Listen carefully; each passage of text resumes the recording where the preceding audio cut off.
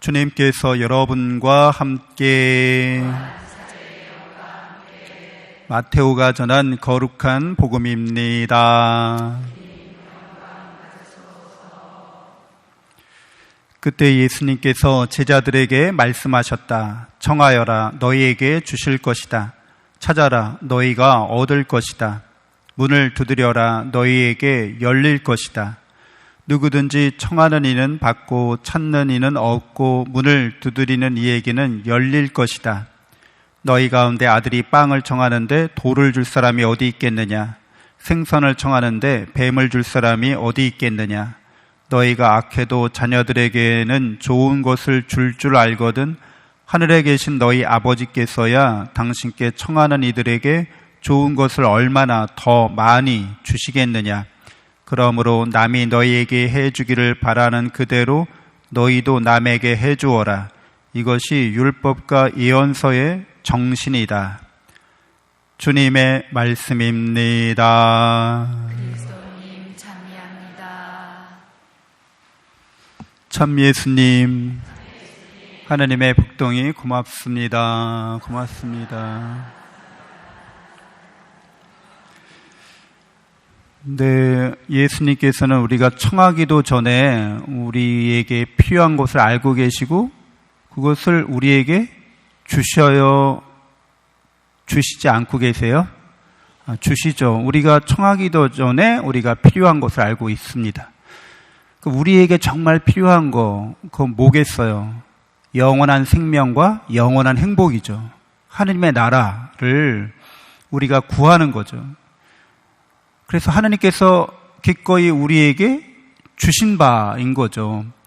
그러니까 우리가 세상을 살아가면서 돈이나 권력이나 명예를 또는 이 세상 어떤 일들을 여러 가지 우리의 욕심 사항들이 있죠. 꼭 우리가 원하고 바라는 사항들이 있죠. 근데 그런 일들이 우리에게 영원한 생명과 영원한 하나님 나라의 행복과 직접적인 연결이 돼 있는가? 그렇진 않아요. 간접적인 거죠. 부수적인 거죠. 그럴 수도 있고 아닐 수도 있는 일인 거죠. 그래서 우리가 본질적으로, 핵심적으로 하나님의 나라를 우리 차지가 되도록 그렇게 하나님께서 기꺼이 우리에게 주신다는 거죠. 그래서 여러분들은 다, 우리 모두 다 하나님의 나라를 상속받은 사람들인 거죠. 세례받았을 때 그렇게 계약되어 있는 거예요.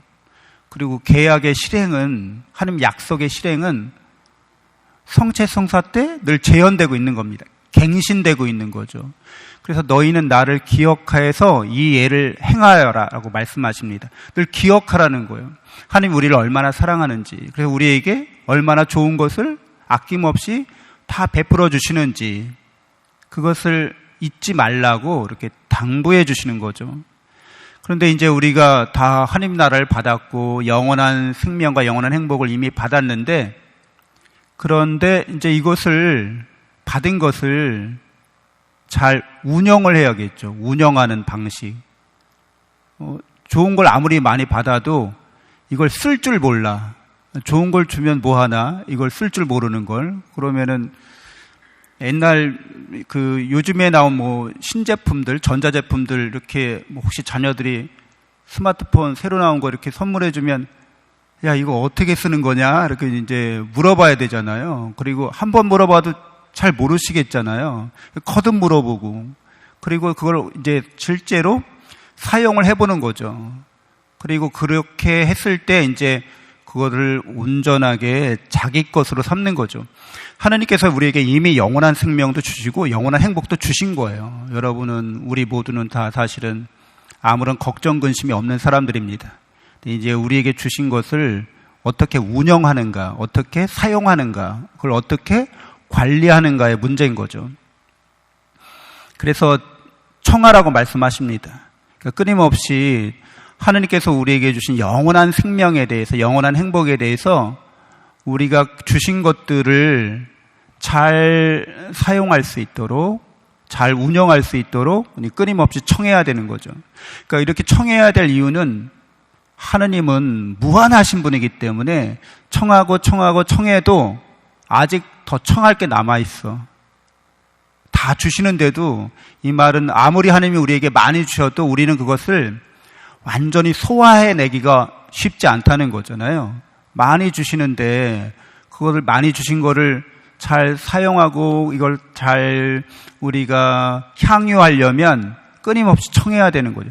하나님이 저에게 주신 그 사랑과 은총을 제가 잘 깨닫고 그것을 통해서 저의 삶을, 이 세상에서의 삶을 지혜롭게 선하게 살아갈 수 있도록 끊임없이 청해야 합니다. 그리고 찾으라는 거죠. 그러니까 이것을 우리가 실제로 청하기도 하고 찾기도 하는 거죠. 찾는다는 거는 어디다 숨겨져 있거나 숨어 있다는 뜻이 되잖아요. 그렇죠? 여러분들 내가 비상금 어디다 뒀더라? 내가 잘 둔다고 어디다 뒀는데 이거 분명히 여기 있는데, 이 방 안에 있는데, 그러면은 이제 샅샅이 살피잖아요. 찾잖아요. 분명히 하나님께서는 우리 마음에, 우리 영혼에 뭘 주셨어요? 영원한 생명을, 영원한 행복을, 영원한 사랑으로 우리에게 주셨기 때문에 끊임없이 이제 우리 삶에서 찾아야 하는 거죠. 그 찾는 방법 중에 이제 제일 좋은 방법 중에 하나가 감사하는 거죠. 무조건적인 감사한 거죠. 하나님이 내게 사랑과 은혜를, 축복을 충만히 주셨기 때문에 분명히 우리는 이제 더 청할 수도 있고 더 주실 건데 이미 주신 것들을 계속 찾으려면 이제 감사함으로 찾는 게 가장 효과적이죠. 그래서 어떤 일이 닥쳐도 우리가 감사하는 마음을 이렇게 품을 수 있어야겠습니다. 물론 좋은 일이 있을 때 감사하는 거는 지극히 자연스럽고도 당연한 일이죠. 좋지 않은 일이 있었을 때 감사하는 거는 그건 이제 쉽지는 않은 일입니다. 근데 좋지 않은 일을 어떻게 감사할 수 있을까? 그러니까 좋지 않은 일을 겪음으로써 이제 더욱더 반면 교사가 될 수 있는 거죠. 사람에게 상처받았어요. 나쁜 일이죠. 감사하기 어렵죠. 그러나 어떤 친구한테 내가 상처받은 거 통해서 인간에 대해서 더 잘 알게 해주셔서 감사합니다. 이거죠. 하느님의 우정, 하느님의 나에 대한 그 진실한 마음은 변하지 않고 언제나 저에게 풍요롭게 선을 베푸신다는 거에 대해서 이렇게 반면교사로 알게 해주셔서 너무 감사합니다. 하느님과의 관계가 더 독실해지고 돈독해질 수 있다는 거죠. 그러니까 세상의 어두운 면, 부정적인 면을 경험함으로써 우리는 하나님께서 얼마나 우리에게 선하고 좋은 것을 주셨는지를 일깨움 받을 수 있는 거죠. 그래서 이게 어떤 사람들에게는 세상이 너무 좋고 아주 화려한 것만 경험해서 하나님이 주시는 것에 대해서 감각을 아예 잃어버린 사람들도 있어요. 그 성경의 부자와 나자로 이야기에서 잘 나오죠. 부자는 이 세상에서 나쁜 경험을 거의 하지 않았어요. 사람이 아주 그냥 행복하고 즐거운 것만 경험했어요. 그래서 사람들에 대해서 그렇게 어렵고 힘든 사람에 대한 치근한 마음, 불쌍한 마음, 돕고자 하는 마음 별로 없어요. 그냥 자기중심적이고 삶에 대해서 너무 피상적인 거죠. 삶의 여러 선하고 악하고 좋고 나쁜 그런 다양하고 다층적인 면에 대한 이런 관심과 애정이 없었던 거죠. 그래서 하나님이 주시는 영원한 생명과 행복에 대해서 별로 바라지 않는 거죠. 그래서 죽어서 자기가 이 세상의 것을 잘 선용하고 하나님의 뜻에 따라서 잘 관리하지 않은 것에 대한 대가를 치르게 됩니다. 그러니까 우리가 경험하는 모든 것들, 선하고 악한 것들에 대해서도 늘 감사함으로 하나님의 사랑을 이렇게 찾으려고 하는 사람들이 되어야겠습니다. 문을 두드리라는 거죠. 열릴 거라는 거죠. 이게 여러분들 이렇게 문을 들고 들어간다는 거는 완전한 나의 소유라는 거예요. 하나님의 나라가 내가 청하고 내가 찾은 것은 완전히 나의 소유가 된다는 거죠. 그래서 끊임없이 이것들이 나의 완전한 체득된 내가 완전히 이것들을 잘 선용할 수 있는 그런 능력을 갖추기까지 계속 문을 두드리라고 말씀하십니다. 반드시 그렇게 되면 열리게 된다고 우리에게 말씀해 주시는 거죠. 그래서 우리가 이 세상에서 청하고 찾고 두드리는 이 삶의 이 과정들이 결국은 우리의 마음을 누구의 마음으로 변화시키고자 하시는 하나님의 뜻이에요.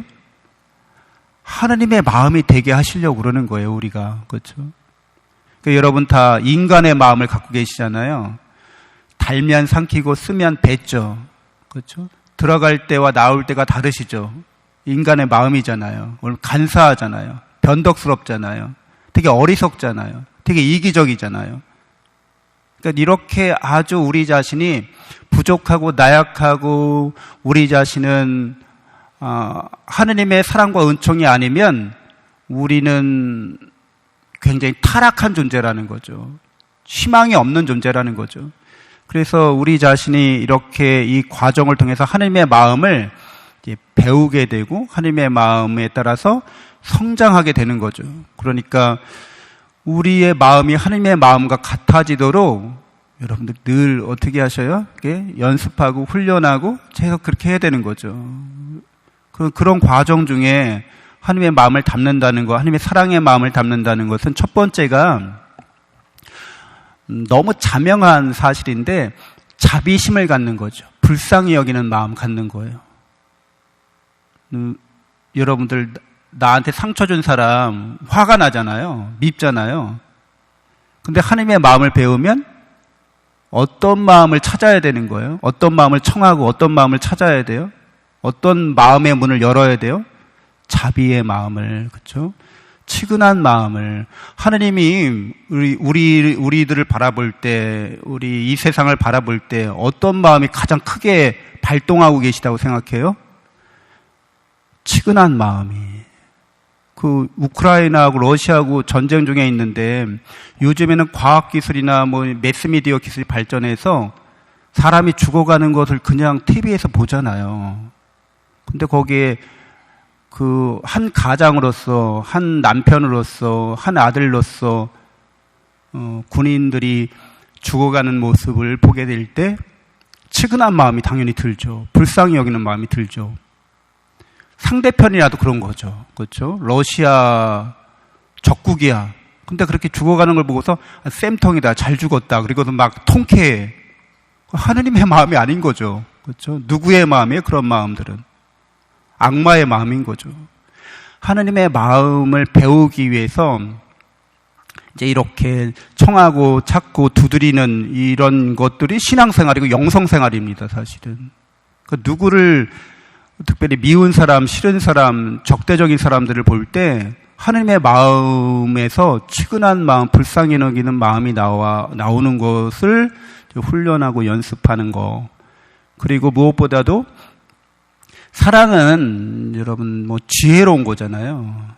사랑은 어리석은 게 아닙니다. 그래서 이러한 불행과 이러한 여러 가지 악한 이런 일들이 벌어지는 세상에 대해서 우리가 왜 그런지 원인과 결과를 잘 살펴봐야 되는 거죠. 전후 맥락을 잘 살펴봐야 합니다. 전후 관계나 원인과 결과의 이런 사정이나 육하 원칙이나 사실이나 이런 것들을 계속 공부해야 될 필요가 있어요. 공부 안 하고 그냥 내가 배우고 들은 것만 갖고서 딱딱딱 꼬리표 붙이고 미워하는 마음 품고 이러면 하느님의 마음하고 점점 멀어지는 거죠. 천국 가기 어려워요. 연옥에서 많이 정화를 받아야 될 상황입니다. 그러니까 우리는 지혜로운 마음으로 늘 하느님의 마음을 닮을 수 있도록 하느님의 마음으로 이 세상을 살아갈 수 있도록 그게 우리의 과제고 숙제일 뿐이죠.